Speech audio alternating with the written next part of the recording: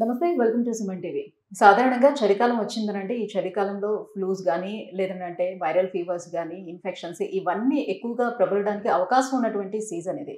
So, సాధారణంగా present ఇప్పుడు ఎటువంటి ఇన్ఫెక్షన్స్ అనేవి వస్తున్నాయి? లంగ్ ఇన్ఫెక్షన్స్ కానివ్వండి, ఫ్లూస్ కానివ్వండి, ఎలాంటివి వస్తున్నాయి? వీటి నుంచి మనల్ని మనం ఎలా కాపాడుకోవాలి?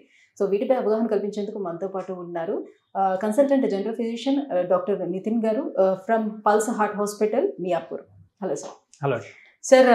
ప్రస్తుతం అయితే మీ దగ్గరికి చాలా మంది పేషెంట్స్ వస్తూ ఉంటారు. చలికాలం, వర్షాకాలం వచ్చిందని అంటేనే ఫ్లూస్ కానీ, ఫీవర్స్ కానీ ఇవన్నీ ఎక్కువగా వస్తూ ఉంటాయి కదా. సో ప్రస్తుతం ఎలాంటి ఇన్ఫెక్షన్స్ తోటి మీ దగ్గరకు వచ్చేటువంటి పేషెంట్స్ ఉన్నారు?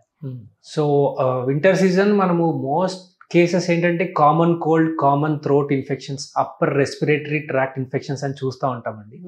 యూజువల్గా ఇట్లాంటి కేసెస్ చాలా ఎక్కువ ఉంటాయి. ఇంట్లో ఒకరికి వచ్చిందంటే అట్లా స్ప్రెడ్ అవుతూ ఉంటుంది.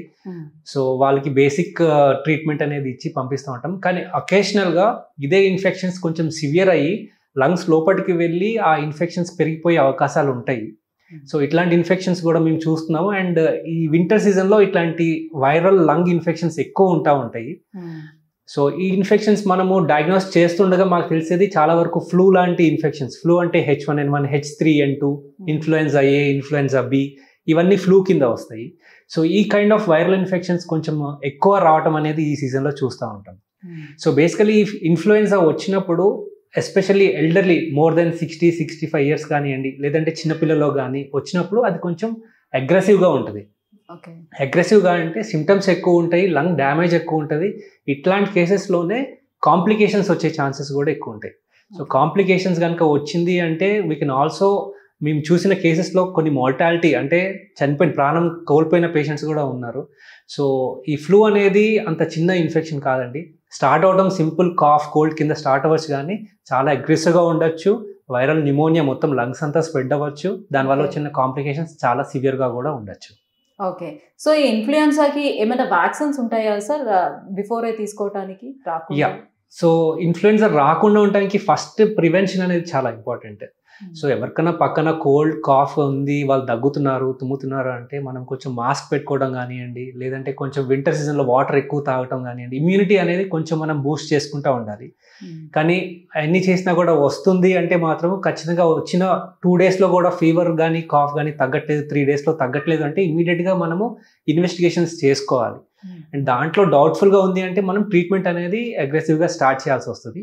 అండ్ ఒకవేళ రాకుండా ఉండటానికి మనకి ఫ్లూకి ఒక వ్యాక్సిన్ కూడా ఉంది అండి. సో ఈ క్వాడ్రివాలెంట్ వ్యాక్సిన్ అంటాం దీన్ని. సో ఈ వ్యాక్సిన్స్ అనేది బయట ఎక్కడైనా మనకి అవైలబుల్ ఉంటాయి. సో ఆథరైజ్డ్ డాక్టర్ దగ్గర మీరు ఒకసారి కన్సల్ట్ అయ్యి వ్యాక్సిన్స్ ఎవరు తీసుకోవచ్చు ఏంటి అన్నీ కూడా మనం డీటెయిల్స్ తీసుకుని వ్యాక్సిన్స్ ప్లాన్ చేసుకోవడం బెటర్. ఎస్పెషల్లీ ఎవరైతే రిస్క్లో ఉంటారో, అంటే ఎల్డర్లీ ఏజ్ 60-65 ఇయర్స్ కంటే ఎక్కువ ఉన్న వాళ్ళు, ఆర్ వాళ్ళకి ఏమన్నా వేరే డిసీజ్ ఉన్న వాళ్ళు మనము ఈ వ్యాక్సిన్స్ తీసుకుంటే ప్రివెన్షన్ అది రాకుండా అనేది మనం చాలా వరకు కాపాడుకోవచ్చు. అంటే జనరల్లీ ఏ వ్యాక్సిన్స్ అయినా సరే లైఫ్లో ఒక్కసారి తీసుకునేవి అట్లా ఉంటాయి కదా. సో చిన్నప్పుడే పిల్లలకి ఇవ్వడం కదా, లేకపోతే ఒక ఏజ్ వచ్చిన తర్వాత ఒకసారి వ్యాక్సిన్ తీసుకుంటాం కదా. సో వీటికి కూడా ఫ్లూస్ కూడా అలానే ఉంటుందా? మనకి చిన్నపిల్లల్లో ఈ ఫ్లూ అనేది కోర్స్ ఉంటుందండి. డోస్ 6 months అబౌవ్ కిడ్స్కి 2 doses కింద ఇస్తూ ఉంటారు. అందుకనే చిన్నపిల్లల ఏజ్ అయిపోయిన తర్వాత 40-50 ఇయర్స్ దాకా ఫ్లూ వ్యాక్సిన్ అనేది మనం ఇవ్వము. సో లైఫ్ లాంగ్ ఇమ్యూనిటీ అనేది దీనికి ఉంటుంది. కానీ కొన్ని హై రిస్క్ కేటగిరీ పేషెంట్స్లో మనము వేరే ఏజ్లో కూడా, అడల్ట్ ఏజ్లో కూడా మనం ఇవ్వాల్సిన అవకాశం ఉంటుంది. ఇస్తే ఈ ఫ్లూ అనేది రాకుండా మనం ప్రివెంట్ చేయడానికి ఎక్కువ ఛాన్సెస్ ఉంటాయి. సో వ్యాక్సిన్స్ తీసుకోవాలంటే చాలా మంది ఫస్ట్ ఆలోచిస్తూ ఉంటారు, వ్యాక్సిన్స్ వల్ల కూడా ఏమైనా మళ్ళీ సైడ్ ఎఫెక్ట్స్ ఉంటాయా, నేను తీసుకోవచ్చా తీసుకోకూడదా అని. సో తీసుకోకూడని వాళ్ళు కూడా ఎవరైనా ఉంటారా? ఈ ఎస్పెషల్లీ ఎనీ వ్యాక్సిన్ యూజువల్గా వ్యాక్సిన్కి ఎలర్జీస్ కానివ్వండి, రియాక్షన్స్ కానివ్వండి, ఇంతకుముందు ప్రీవియస్ హిస్టరీ ఏమైనా ఉన్నవాళ్ళు ఈ వ్యాక్సిన్స్ తీసుకున్నప్పుడు కొంచెం క్లోజ్డ్ అబ్జర్వేషన్లో తీసుకోవాలి. అండ్ వాళ్ళకు ఉన్న రియాక్షన్ కానీ, ఎలర్జీ కానీ ముందే చెప్పి ఉండాలి. సో ఇట్లాంటి రియాక్షన్స్ ప్రివెంట్ చేసుకుంటే యూజువల్లీ మనకి ఏం పెద్ద ఇష్యూస్ ఉండవు. అండ్ వ్యాక్సిన్ తీసుకున్న తర్వాత మ్యాక్సిమం 1 or 2 days ఏమైనా ఫీవర్ కానీ, బాడీ పెయిన్స్ వచ్చే అవకాశం ఉంటుంది. రేర్గా కొన్ని కాంప్లికేషన్స్ చూస్తూ ఉంటాము, గులియన్ బ్యారీ సిండ్రోమ్ అని ఇట్లాంటి కొన్ని న్యూరలాజికల్ సైడ్ ఎఫెక్ట్స్ చూస్తూ ఉంటాము. అవి కూడా మనం ట్రీట్ చేయొచ్చు, బట్ క్లోజ్డ్ అబ్జర్వేషన్లో చేసుకుంటే మనకి అది మంచిది.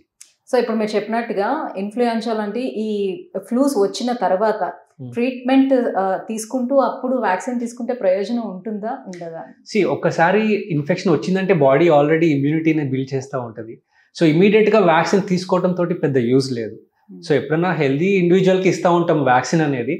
So disease prevention, not disease treatment కాదు. సో ప్రివెన్షన్ అంటే రాకుండా ఉండటానికి మనం ఇస్తూ ఉంటాము. సో ఇచ్చే కేటగిరీ ఆఫ్ పేషెంట్స్ కూడా మనకి చాలా ఇంపార్టెంట్. ఎప్పుడైనా సరే ఎవరికి ఇస్తామనేది కూడా చాలా ఇంపార్టెంట్. యూజువల్గా healthy individual 30 years old 40 years old healthy adult ఉన్నారంటే వాళ్ళకి ఇమీడియట్గా వ్యాక్సిన్స్ ఎవ్రీ ఇయర్ తీసుకోవాలని చెప్పేసి మనం ఏమి ఇయ్యము. So 65 years is one of the category. So elderly age కాబట్టి ఇమ్యూనిటీ కొంచెము అప్ అండ్ డౌన్ అవుతూ ఉంటుంది కాబట్టి వాళ్ళకి ఇస్తూ ఉంటాము. సెకండ్ ఏంటంటే ఏమన్నా ఆర్గన్ రిసిపియంట్ ఉంటారు, అంటే ఆర్గన్ ఏదైనా లివర్ కానీ కిడ్నీ కానీ తీసుకున్న వాళ్ళు ఉంటారు కాబట్టి వాళ్ళకి రెగ్యులర్గా ఇమ్యూన్ సప్రెషన్ ఉంటుంది, మెడికేషన్స్. సో ఈ మెడికేషన్స్ ఉన్న వాళ్ళకు కూడా మనము వ్యాక్సిన్స్ కంపల్సరీ ఇవ్వాల్సి వస్తుంది. ఎందుకంటే వాళ్ళు ఆల్రెడీ ఇమ్యూనిటీ సప్రెస్ చేస్తున్నాము, ఈ ఇన్ఫెక్షన్స్ వచ్చినంటే స్ట్రాంగ్గా వచ్చేస్తాయి కాబట్టి. అండ్ సెకండ్ ప్రెగ్నెంట్ ఫీమేల్, వీళ్ళకి ప్రెగ్నెన్సీలో ఉన్నప్పుడు కూడా మనం ఈ వ్యాక్సిన్ అనేది కంపల్సరీ ఇస్తాము. ఎందుకంటే వాళ్ళ ఇమ్యూన్ స్టేటస్ అనేది కొంచెం ఇంబ్యాలెన్స్ అయిపోతూ ఉంటుంది ప్రెగ్నెన్సీ కోర్స్లో.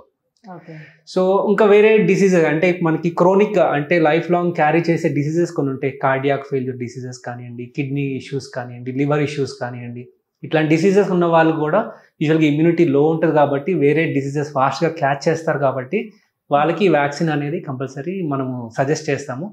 అండ్ తీసుకుంటే కూడా చాలా మంచిది వాళ్ళకి. Right, thank you so much sir. So winter సీజన్లోని జనరల్లీ వచ్చేటువంటి ఫ్లూస్, ఆ ఇన్ఫెక్షన్స్ ఏంటి, దానికి ఎలాంటి వ్యాక్సిన్స్ ఇప్పించాల్సిన అవసరం ఉంటుంది, ఈ విషయాలపై అవగాహన కల్పించినందుకు thank you so much. Thank you so much.